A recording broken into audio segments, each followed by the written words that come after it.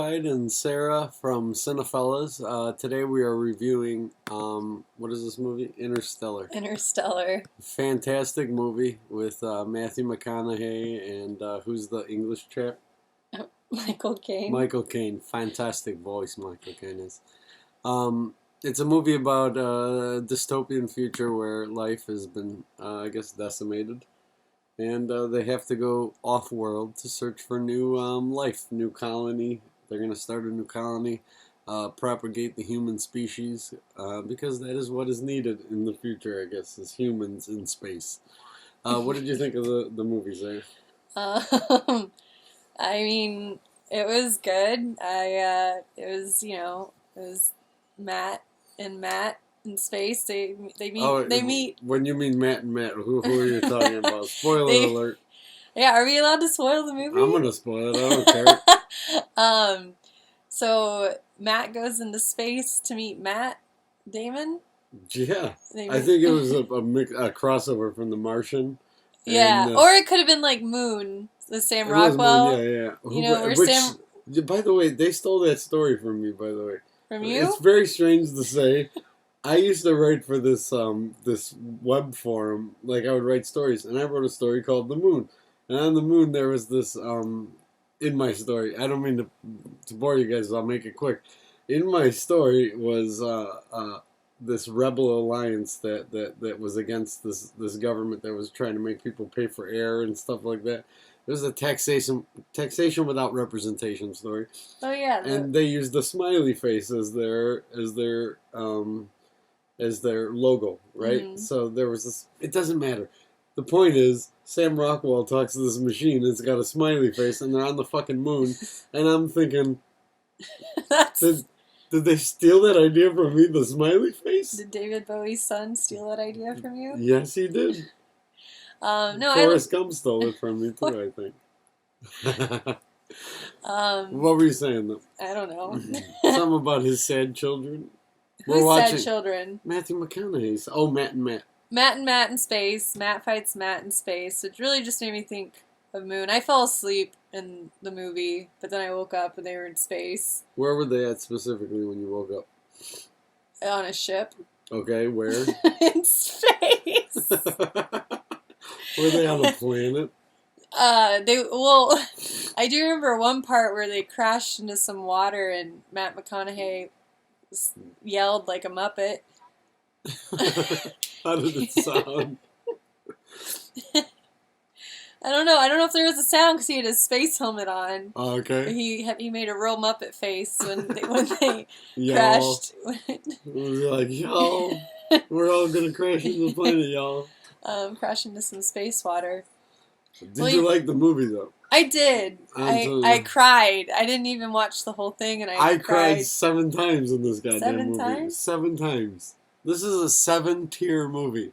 This girl's crying right now. We have the movie I'm ready on. To go. I'm Lil ready to go. Lil Murphy's crying right now. What's her name? Murphy. Is it Murphy's Law? Yeah. So he's about to abandon her. So basically, Matt McConaughey's a ghost. Yeah. Is, I think, the point of the movie. So it's really a horror movie. It's a scary movie where they make clay pots and... or is that Ghost? Yeah, this is Ghost, too?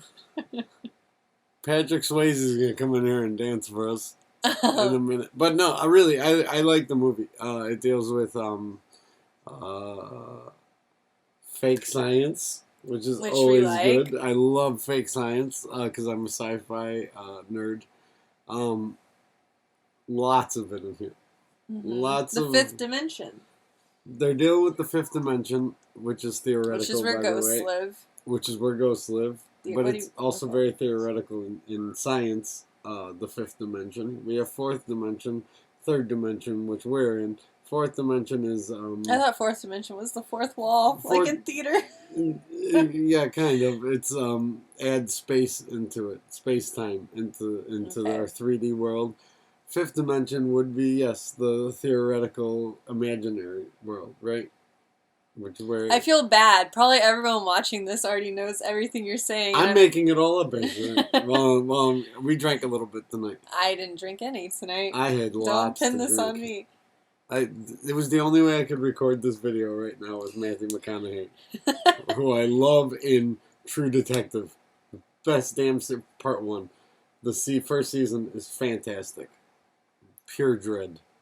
Yeah, Matt's great. He sounds like he's from Texas. He's handsome. Matt from Texas. He's like, you know what I like? Spaceships and fast women. That's what he said. That's an actual line from this movie. Right? Really? I think so. Pretty sure. His son looks like he's got some teen angst, like he's about to run the Hunger Games. Well, he does run the Hunger Games. He does? Because they're hungry on planet Earth because they ran out of food. Speaking of the Hunger Games, our next video is about the Shannara Chronicles, and I'm giving you guys a heads up right now that Hunger Games is all over that thing. Back to the story. Back to Interstellar. Back to Interstellar.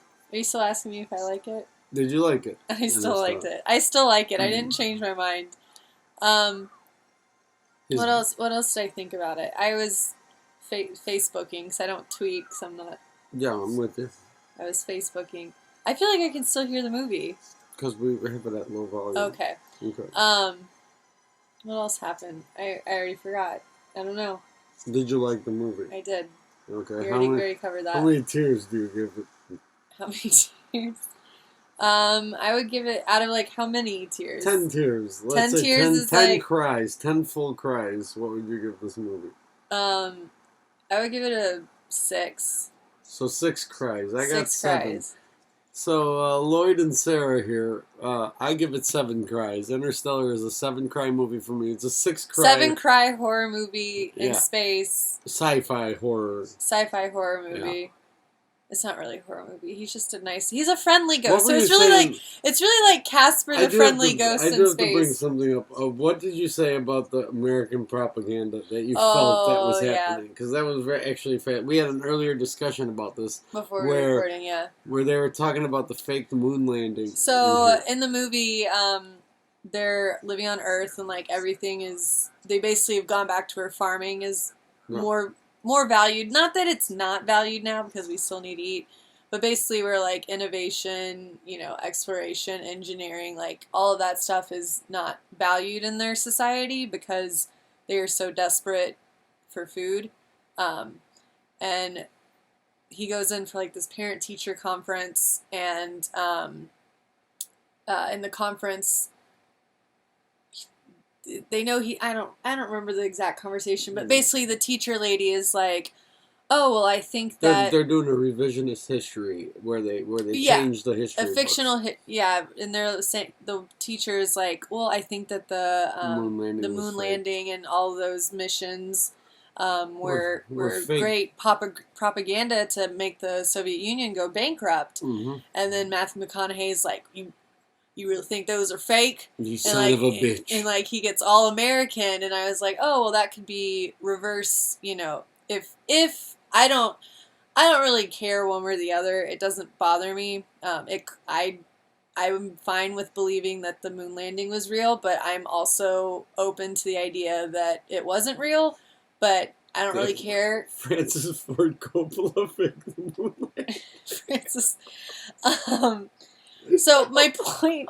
I'm trying to get a point here. Stanley Kubrick. Stanley Kubrick faked the moon landing. That son of a bitch. I'm trying. My point is that if the moon landing in reality, like our reality, not interstellar reality, if the moon landing was fake and the government is involved in our business, our movie industry, and using propaganda in American films, I felt like that scene was they are. Wait, what? I felt like that scene was very reverse psychology of propaganda. You have this one character being like, oh, I think it was a great way to make the Soviet Union go bankrupt. It was fake. And then you have the hero being like, you think that shit was fake? That was real. And like, so I thought that. The first thing I thought. Just drop a bomb on them Russians. I don't know what. Yeah, that's true. I thought it was, the first thing I thought was like, is this them trying to brainwash Americans being like, yeah, moon landing was real. This is which it might have been real. I don't know. I do have to give it this. This movie is pro-human all the way. Yeah. Oh, yeah, of course. I mean, There isn't a squirrel in the whole thing. There isn't a beaver or a fox. I think all animals have died, and all that's left is corn and humans. And humans and corn have to escape Earth. Humans and corn, yeah. Because nothing else leaves in here. They're not Do bringing they any eat animals. popcorn in this movie? What else are you going to do with corn? I feel like I either dreamt this or... You're going to make canola oil. Were they like, in this popcorn. movie, like, they made popcorn, they were like, that's such a waste of corn? It could have been. Was that this movie? I don't know. It could have been this movie. Or my dreams. Another thing I learned in this movie is that space is real quiet. Oh, yeah. Oh, yeah. There's no sound in space. There's no sound in space. Zero. It's not real in the quiet. vacuum. Do you know that when George Lucas reissued the Star Wars movies, his original movies, and then reissued them with new special effects, that he had added when the planet blew up in part 1, he added a Alderaan? Alderaan, when the fire ring burned, like it just went. Everyone's like, you know that fire can't happen in space because there's no oxygen. Everyone's such dicks when it comes to science. Let there be fireballs in space, for fuck's sake. It's a movie. God damn it. Well, guys, Cinephellas here. I'm Loyd Bonafide. This is Sarah Q. Thank you. So we have 7 cries from me, 6 cries from Sarah. Go see Interstellar. It's actually a really good movie. Good soundtrack. Really good. It's fun. The kid from American Beauty's in it. Some redhead girl. Matt and Matt are in it. Matt are in it. Jessica Chastain. Yeah. And what's the older dude's name? That's the father. He's fantastic. He was in Dexter. Hello, Dexter Morgan. Lithgow. John Lithgow. Fantastic actor. Great stage actor, screen actor, John Lithgow from Harry and the Hendersons.